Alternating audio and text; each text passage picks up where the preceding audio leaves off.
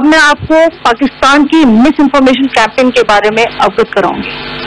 पहला, पाकिस्तान ने यह क्लेम किया कि उसने अपने JF-17 से हमारे S-400 व ब्रह्मोस मिसाइल बेस को नुकसान पहुंचाया, जो कि बिल्कुल गलत है। दूसरा, उसका ये भी मिस इन्फॉर्मेशन कैंपेन था कि हमारी एयरफील्ड, जो कि सिरसा, जम्मू, पठानकोट, बठिंडा, नलिया और भुज में है, ये उसका मिस इन्फॉर्मेशन भी बहुत गलत है।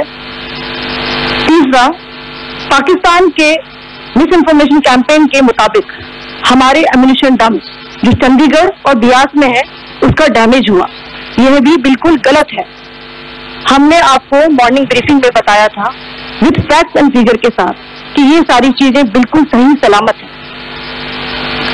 अब मैं आपको बताना चाहती हूँ कि पाकिस्तान के एक प्रेस कॉन्फ्रेंस में ये बात की गई थी कि उनके सीनियर मिलिट्री ऑफिसर्स, जो कि पूरी तरह से ये भ्रामक है और तथ्यों से दूर है, कि पाकिस्तान की ओर से ये झूठा आरोप भी लगाया जा रहा है कि भारतीय सेना ने मस्जिदों को नुकसान पहुंचाया। मैं इससे बिल्कुल स्पष्ट करना चाहती हूँ कि India is a secular nation और हमारी सेना भारत के कॉन्स्टिट्यूशनल वैल्यूज की एक बहुत प्यारी झलक है। इंडियन आर्म फोर्सेस ने पाकिस्तान को बहुत भारी नुकसान पहुंचाया, उनके मिलिट्री इंफ्रास्ट्रक्चर्स को, चाहे वो लैंड एसेट्स हो या फिर उनके एयर एसेट्स।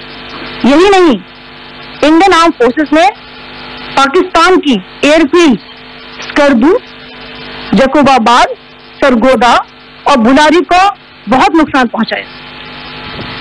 इसके अलावा पाकिस्तान के air defence system, radar system, उनको भी एयर स्पेस में अनडिनेबल किया।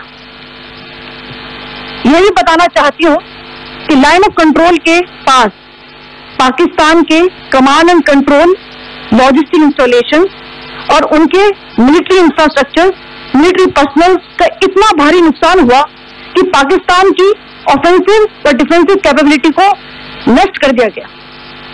अंत में मैं फिर से ये बात दोहराना चाहूंगी, इंडियन आर्म फोर्सेस पूरी तरह से तैयार है, सतर्क है और भारत की संप्रभुता और अखंडता की रक्षा के लिए पूरी तरह से कमिटेड है। धन्यवाद। जय हिंद।